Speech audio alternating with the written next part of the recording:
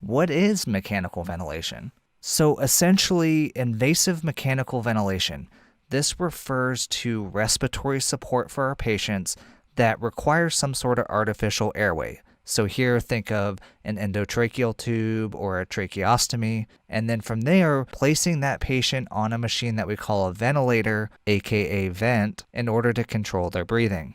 And so let's actually talk through some of the indications for this invasive mechanical ventilation. Essentially, mechanical ventilation is going to be indicated when other forms of non-invasive management and support have really failed to help improve either our patient's oxygenation or ventilation. Now, our decision to mechanically ventilate someone is based on their own ability to either oxygenate or ventilate themselves effectively.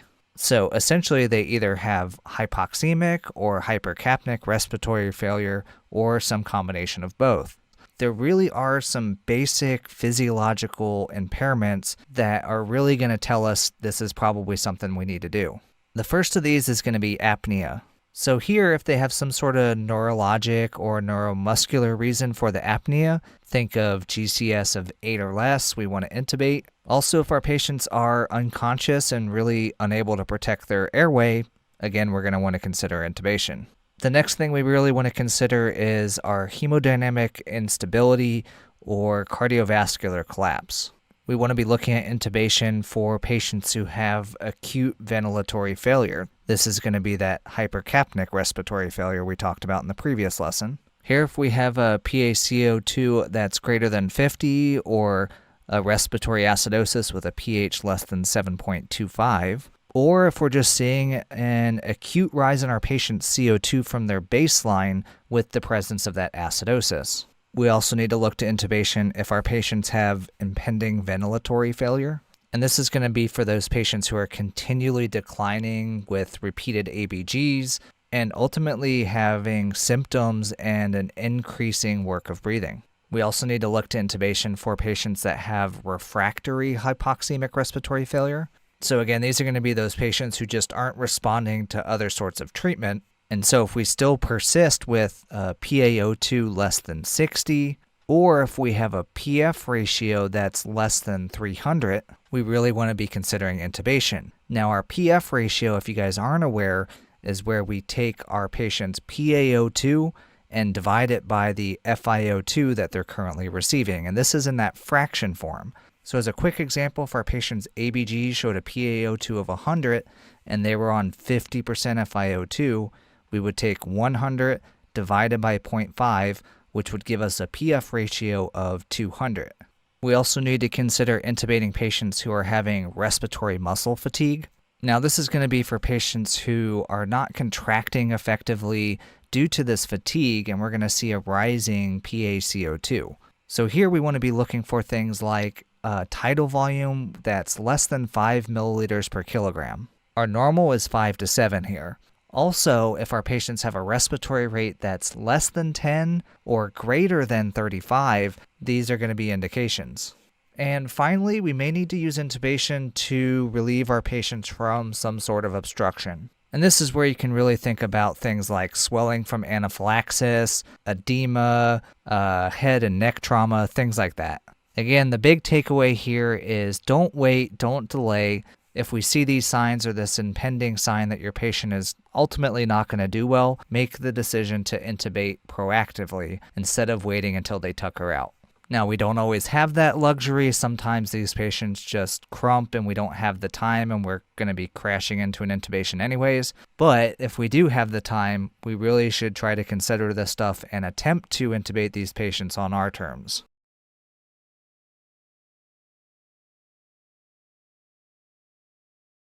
The first thing you got to know is you got to know the definition of some of these things, okay? So you've got the patient. That's pretty easy.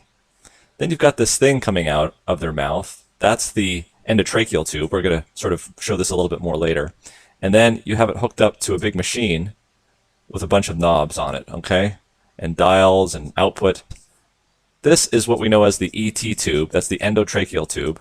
And then finally, you've got the actual ventilator. That's important to know because sometimes people are intubated. That means we put a tube down into their mouth because they need airway protection. Sometimes we do it, in other words, because they can't protect their airway. They can't protect stuff from liquids and solids from going down their airway where that stuff shouldn't go. And needlessly, because of this, it's not too comfortable. We've got to sedate them. And when we sedate them, we've got to put them on a ventilator. So that might be one reason why we would have to do this. The other reason is because they can protect their airway, okay, but they just can't breathe on their own. They're struggling to breathe. And so we help them out with the mechanical portion of breathing, and that's where the ventilator comes in. And the way we deliver that is through the endotracheal tube. So it's kind of important to know what an endotracheal tube looks like. And the basic is pretty much the same all the way around. It's this long tube, okay, kind of looks like this.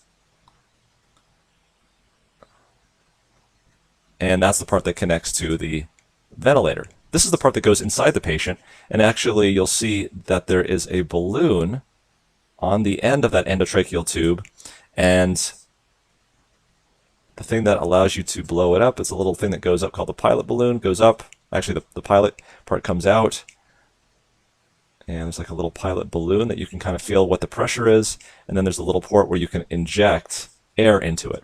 So when this goes down and you intubate somebody, it goes into their mouth, past their vocal cords specifically, and down into the trachea. Okay, so the vocal cords usually end up about right here. And so this is going down into somebody's trachea. Okay, and then usually it branches off. You've got the left and the right main stem bronchus. Okay, so here you have the endotracheal tube going down. Now this balloon gets inflated here, so that stuff that might make it down here doesn't go past and go into the lung. This is called airway protection. And we blow up the balloon here after we intubate them to make sure that that happens. Now, in some versions of this, they'll have like a little device right here that also comes out. The purpose of that is to suck secretions that might come up and go out, and that's called subglottic suctioning. That's a kind of an option. But this is the basic anatomy of an endotracheal tube. Additional modes of ventilation, specifically now CPAP or PEEP. Okay? CPAP is typically the term that is used if this is non-invasive ventilation. In other words, if instead of putting a tube down into someone's throat, we instead did a mask to fit over their face, like a BiPAP mask or a CPAP mask, in fact, is what it's called. So that would be more CPAP. If you have a ventilator on and invasively, then it's kind of known as PEEP. So what is this? What is this mode of ventilation? This mode of ventilation is simply, you're not dialing in a vent setting. You're not dialing in a specific volume. In fact, what you are dialing in, however, is a pressure. But this pressure is continuous. In other words, it doesn't matter whether the patient is breathing in or whether the patient is breathing out. They're always getting the same amount of pressure. And so you can set CPAP anywhere from 5 centimeters of water pressure all the way up to 20. PEEP is usually measured in millimeters of mercury, and that can be anywhere from 5 to 20 as well. But these pressures that we see here are pressures that are there on inspiration and specifically on exhalation. And that's where this PEEP comes from. PEEP stands for positive end expiratory pressure. That positive end expiratory pressure is there even at the end of exhalation, so that when you breathe out, instead of having 0 pressure in your lungs, there's actually still pressure in there. So let's say if it's set to 5, there's still pressure of 5 in your airways. Now, what's the purpose of this? So basically you're breathing in and out with the same pressure. This could have a lot of good impact in the non-invasive mode if you've got obstructive sleep apnea, because that pressure in your airway is going to keep your tongue forward. It's going to keep your airway open so that you don't have obstructive sleep apnea. In the invasive mode of ventilation here, remember these airways come down to small little tiny airways where they have little grape-like clusters.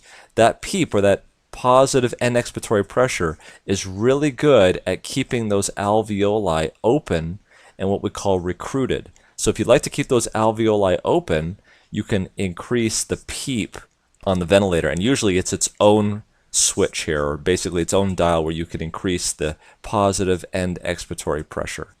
The next mode of ventilation is called pressure support, or just PS. Now, this is kind of like PEEP and CPAP, except it only occurs on inhalation. So this is kind of like AC, except that instead of delivering a specific volume, this patient is going to get a certain amount of pressure. So it delivers a specific pressure support for each breath. Now the patient initiates all the breaths. So patient initiates each breath. This is a little different from pressure control, where in pressure control you can actually set the rate. So higher pressure supports give bigger breaths. The bigger the pressure, the bigger the breath is going to be. This is a very popular weaning mode of ventilation, as well as CPAP from what we talked about. So we've already talked about 4 different modes. We've talked about AC, where the patient triggers the ventilator and the patient gets a specific volume of breath. We've talked about pressure control, where the patient or the ventilator can both cause the ventilator to give a specific pressure and then come back down to specific pressure. And we've talked about CPAP, where the patient is on a continuous pressure, regardless of whether or not they're taking a breath in or out. And then we just talked about pressure support ventilation, where on each breath that the patient triggers the ventilator on, they get a specific amount of pressure. That could be anywhere from 5 to 15. Okay? So let's take a look at some of these principles of mechanical ventilation. First of all, understanding what the ventilator is and what it does. We have this machine over here in this diagram on the right-hand side, and then a patient on the left, and you can see that there's 2 tubes that go from the machine over to the patient. One of them is the inspiratory limb, which provides the air to the patient, and then we have the expiratory limb, allowing the patient to be able to exhale back through the machine. It's important that we're having the patient exhale back through the machine so we can monitor how much air is going in and how much air is coming out. Notice that those are 2 separate tubes going to and from the patient until we get down to the patient's endotracheal tube, and then finally that tube goes down into the patient's trachea. In this case here, we have a tracheostomy tube that is being used. The reasoning for having 2 different limbs, 2 different tubes going to and from the ventilator, first of all, is that we want to be able to measure how much air is going in and out of the patient, and we want to be able to humidify the air that is going into the patient's lungs. At the same time, we don't want that exhaled air and potentially bacteria, etc., to be mixing with the inhaled air as well. Let's talk a little bit about the differences between normal breathing, which is a negative pressure phenomena, and ventilation, which is a positive pressure phenomena. In negative pressure breathing, it's primarily driven by the diaphragms. The diaphragm drops, and that's going to cause a negative pressure in the chest wall, which is going to suck air in from the lungs. It's going to be pulling air in through the airways. Now, the difference in physiology here is that when the diaphragm drops, it's pulling on the lower parts of the lung. So it's kind of like grabbing a balloon from the outside and pulling it open. We're going to be filling those outside pieces of that balloon or of the lung. We're going to be filling those areas much more readily than we will when we're blowing air in at the level of the trachea. So switch to mechanical ventilation. Now we have a tube in place and we're blowing air into the lungs. That's going to primarily fill the airways, and hopefully we'll be able to fill some of those alveoli, but it doesn't get out to the distal areas as well as our normal negative pressure breathing. Counts of patient in ICU. Patient who is admitted in ICU, whether conscious or on ventilator, anything else. So those who are seeing, this is again a live ICU environment. Disturbances can be between, so please bear with us. Now this is a typical ICU scenario where you have monitors, infusions, ventilator, and other drains at the bedside of the patient. So when a new resident come or the new joining come who is new to the ICU, how do you start? This is the biggest challenge they face. So many things you can know about the patient just by seeing the surroundings. First thing you should ask, what was the diagnosis of the patient? If at all you are taking regular rounds, what was the diagnosis of the patient? Means identification. Diagnosis doesn't mean what the patient is actually today having, but identification, what is the age of the patient, gender, what was the previous comorbidities, means diabetic, hypertensive, or patient has any procedure, angioplasty or some surgery, whether he was smoker, alcoholic, any, all history, comorbid condition. Then what was the chief complaint for which he was admitted to ICU? Shortness of breath or acute hemiplegia or acute abdomen, anything, pain in the lower limb, anything. This much background you should know. So means such and such patient with previous comorbidities came to our ICU or presented in the ER with such complaints. Now the next question, this background you are having, the next question you should ask, why this patient is in ICU. For example, a patient of liver failure, hepatitis, or a patient of hepatitis E positive hepatitis. Every patient of hepatitis E positive you don't keep in the ICU. Only those patients which land up in acute fulminant failure, for such patients you put them in ICU.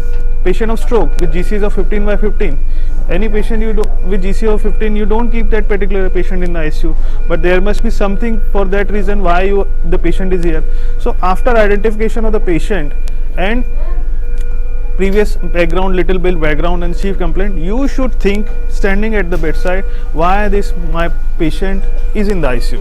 So without touching the patient you can get the information. The first thing to start is with the monitor. We are not focusing on the monitor, ventilator or infusion pump. Our idea is to get a feel on get a sequence in which you should see the things. So don't worry about what are the readings on the monitor or the infusion pump or the ventilator. This is just to explain how you should take the notes. Now on ventilator, the current heart rate is vitals. We'll look at the vitals. Heart rate is 101, regular. 100 is quite okay. It's regular. There is no arrhythmia. There can be arrhythmia, but it is sinus tachycardia. Now on the blood pressure, it is 135/75, arterial line is there. Whether this blood pressure is on certain supports or not, you need to see the infusion. Is there any infusion pumps giving noradrenaline, adrenaline, dopamine or dobutamine?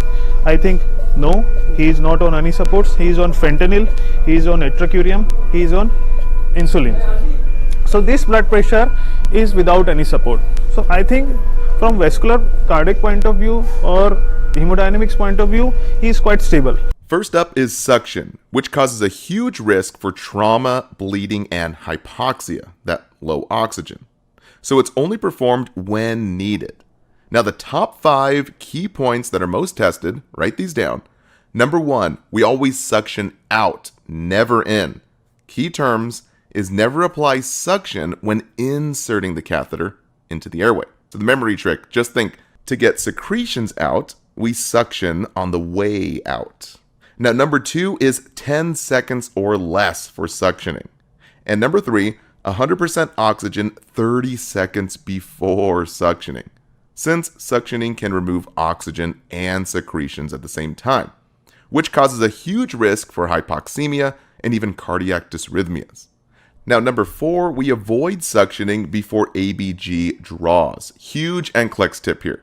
We have to wait at least 20 minutes since it will deplete oxygen levels and show incorrect results. And number 5, avoid suctioning routinely. Huge risk for trauma. Key term here is acute lung injury. So we only suction when needed. So watch out for the key term routinely. Don't get tricked here. Avoid suctioning routinely. Many students get this wrong.